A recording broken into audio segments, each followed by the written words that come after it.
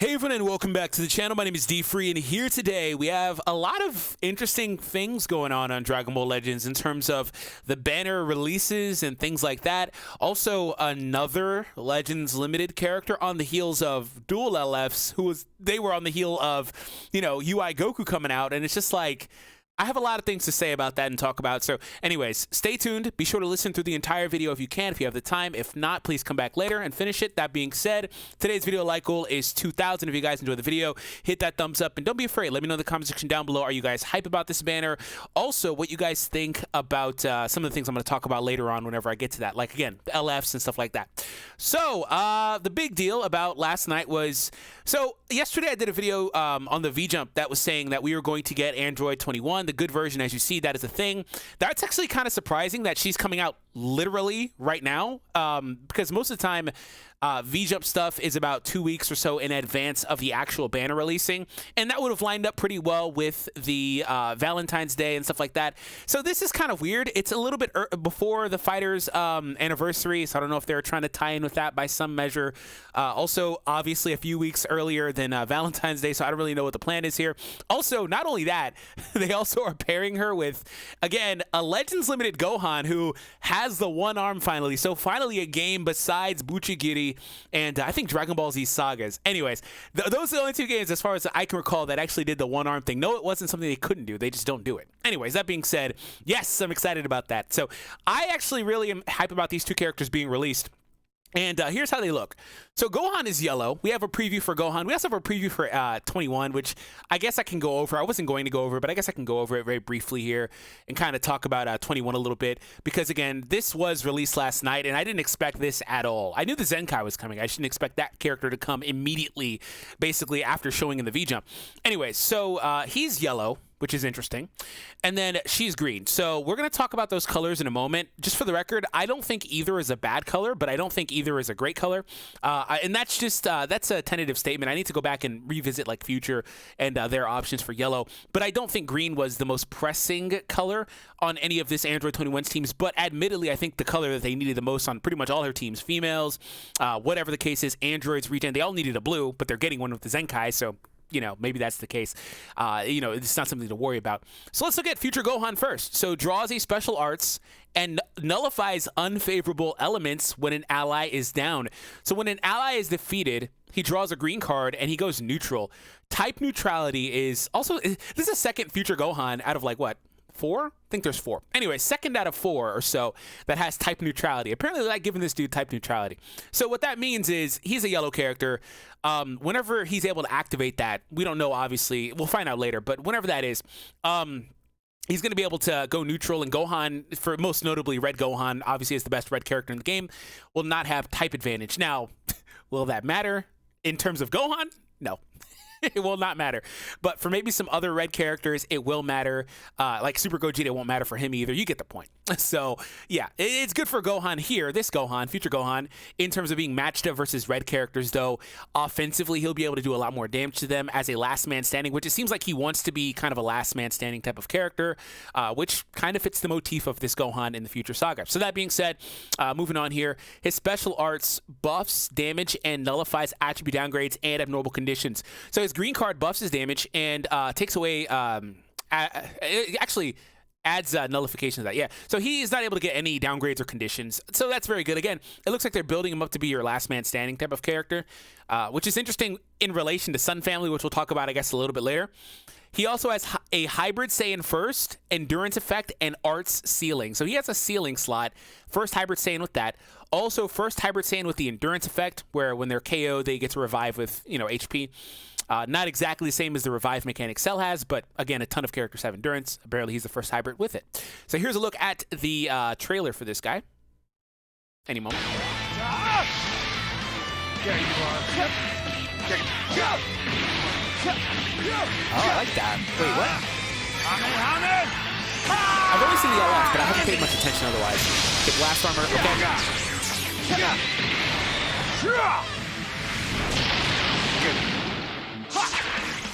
And this is where the LF kicked in.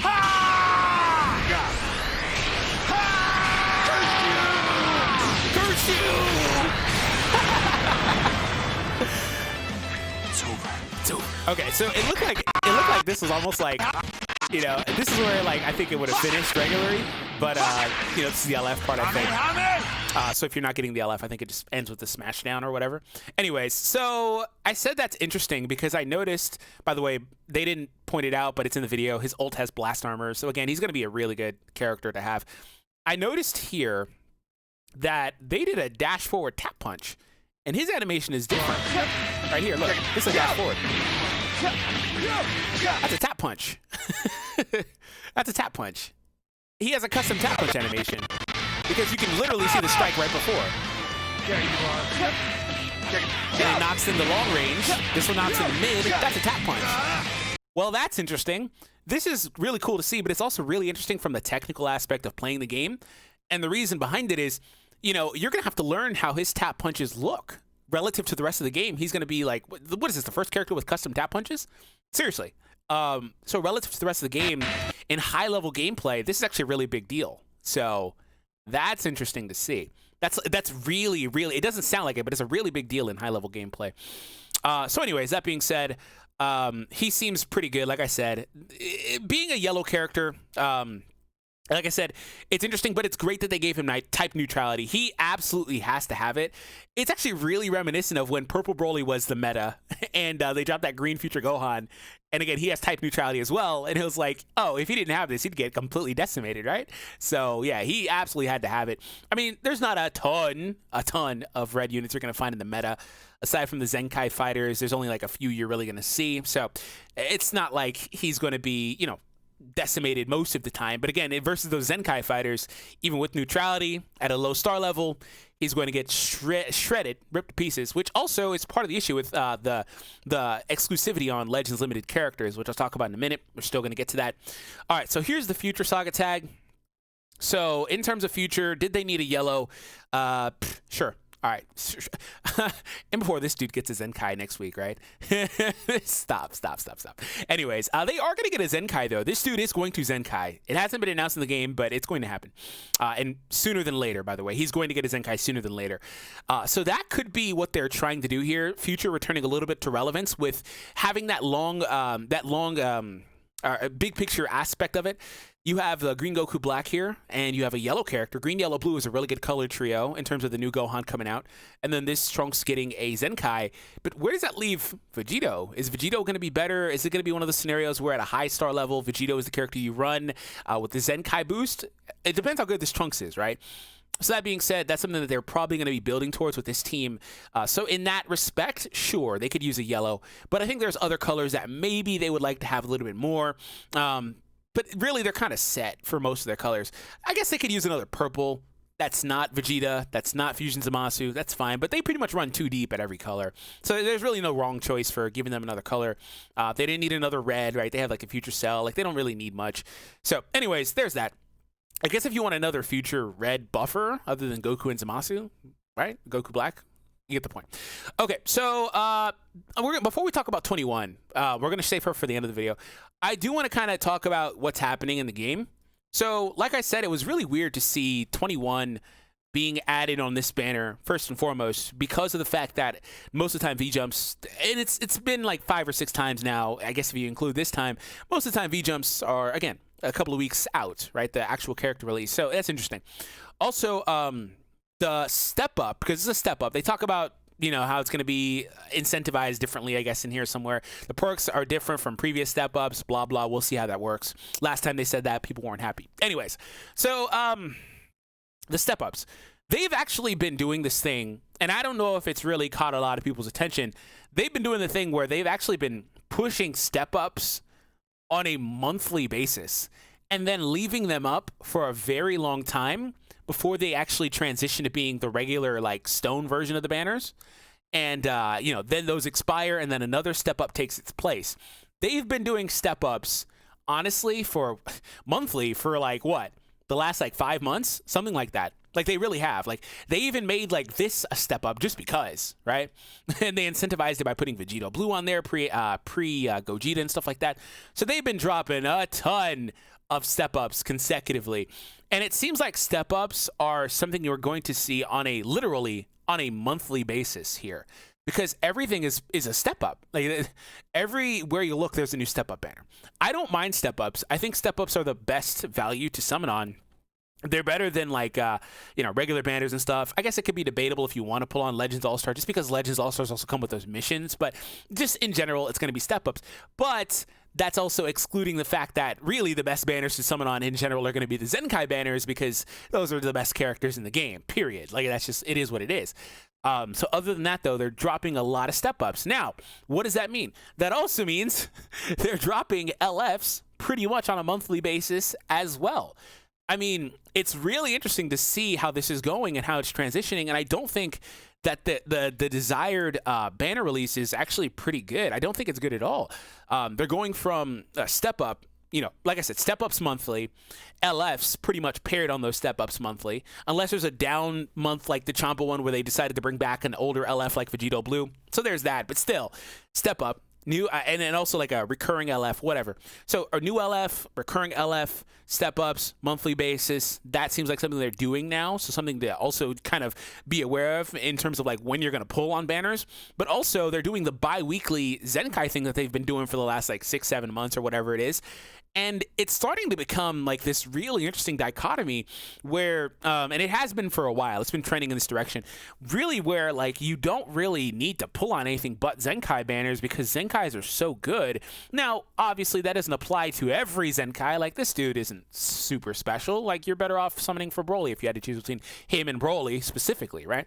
But that being said, there are some outliers like the Gogeta, like the Vegeta, like 18. Some of these characters are really good, and also when they actually incentivize the Zenkai banners by allowing you to get the 7-star from the unlock mission as well, why are you pulling on anything else than min-maxing a team like Sun Family or whatever if you can do that, right? Why are you even bothering? But really, that extends down to regular banners. What's the deal with regular banners? What's the point of summoning on a regular banner now at all? Period. Like I don't know what they're doing. I don't know what they're doing. Obviously, what they're doing is they're trying to generate as much revenue as possible, so they're being creative in ways to do that. But I think that the player base is going to have to adapt to this, and I think people that spend on the game as well are going to have to get to the mindset of, unless you're a content creator, you don't need to own everything. Like you do not need to own everything, right? I think free players already have that mindset simply because they can't summon on everything heavily like that, right? But for spending players, you don't have to own everything. If they're going to drop an LF on a monthly basis, you don't have to summon for it. They probably won't come back for a few months, but when they do, they'll be on a nice banner. So there's that. But you don't have to own everything. And if you do own everything, you don't have to own them all at high stars. And I said all that to say that I myself am like really considering just kind of getting these characters on this banner specifically to like 2 or 3 star and just calling it quits, dude. Like I most of the time would push for 6-star minimum. I don't push for 14. I don't push for red stars. I don't care about that. I let that happen naturally over time. But for new releases, I like to get 6. I think I'm just going to push for 3 and just call it a day because I see where this is going and how they're handling this. And there's also in the back of my mind, is it going to be one of those times where they've had it a few times, not as much as the community likes to lead on, but they've had it a few times where they drop a Zenkai immediately after that completely overshadows the actual new release, which is weird because if they're going to do this, you don't want that to happen to your most premium characters, technically in Legends Limited characters, because the rate of them is abysmal, right? Now, on the Broly and Gogeta banners, the rates were 0.5, but it didn't matter because the way that they built the banners, it was trashed regardless, right? They completely overhauled the tickets. Everything was trash. Nobody likes it. So there's that. And they know all these things. Like, a lot of us content creators are literally in contact with them. Like, we have lines of communication. So we actually, you guys only notably see like Rhyme and Kagi and like the video and stuff or whatever, but we talk to these people too. And we've sent them these feedback. They hear our videos, they watch our videos. They possibly are watching this one right now. So like, it's interesting, right? They know what's going on. They know how the community feels, but at some point, you know, we're gonna have to see how this evolves, right? But at some point it was just looking like they don't even care really. I don't know. But, I think with LFs, I think what they're trying to do is they're trying to produce a scenario where there's so many of them in circulation that people don't feel slighted. But that's not going to matter until they start putting, I mean, they put more on the banners now, but it won't matter until they start putting like 7, 8, 9, 10 on a banner. If you're going to put them on a monthly basis, also consider the fact that if they're doing these on a monthly basis, that means that LF Zenkais are going to be on like maybe like a bi-monthly basis. I need to go back and look at how long it took between Gohan and Goku, and then Goku to Piccolo. But those might be very well on like a 2-month basis, right? So they're going to be doing this thing where Zenkais and LFs and blah, blah, blah all over the place. That's what it is. But I do hope that in there somewhere they decide to up the rates of LFs, because realistically a 2-star LF is going to get shredded by any Zenkai, and that's just what it is. So it doesn't feel that special, right? So that was a lot more long-winded than I wanted to be. So I don't really have a ton to say about 21, except I'm excited. I'm summoning. Female warrior connoisseur here. Have to do it. Like I said, though, I'm not going to go heavy. Love the Kamehameha, the solar flare, all of it. Love it. Unforgivable. Let's finish this all now. I need to keep getting better.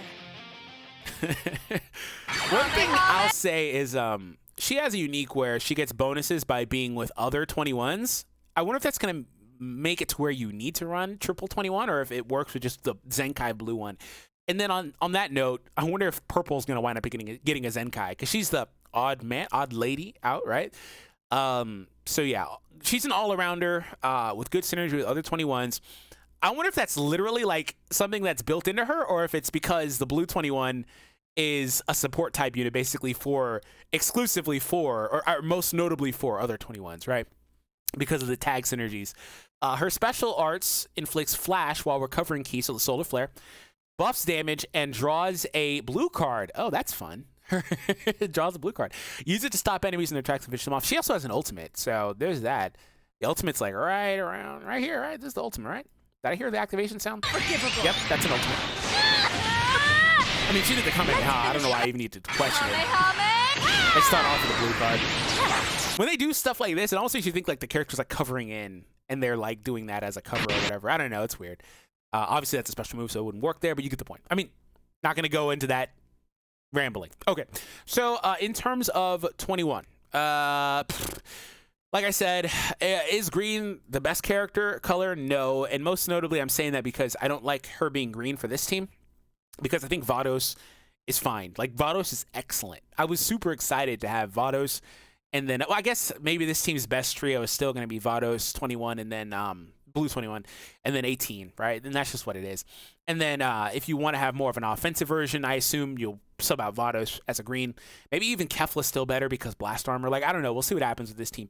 But in terms of the other teams that she's going to be on, so she's going to have Android, and she's going to have access to regen. So for Android, I actually don't mind it that much, just because, like I said in my video, you have to, I know that 16 is really good, and he'll probably wind up being a lot better because of everything I talked about earlier in the video.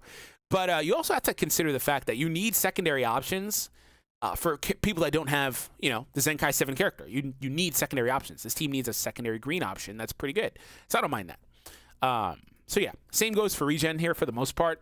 Majin Buu is really relevant. I guess you could say they have a secondary option cooler. Some people find him underwhelming. I think he's fine. But again, if you find him underwhelming, maybe you want another secondary option. So there's that too. So for the other teams, it's not as big of a deal, right? So I don't really have much to say. These characters should be dropping tonight. I forgot to mention that earlier. Let me know what your thoughts are in terms of all of this. Definitely a more longer winded video than I intended for this to be. And then, like I said, hit the thumbs up, subscribe, all that fun stuff. Have an awesome day, and I'll be seeing all of you in the next one.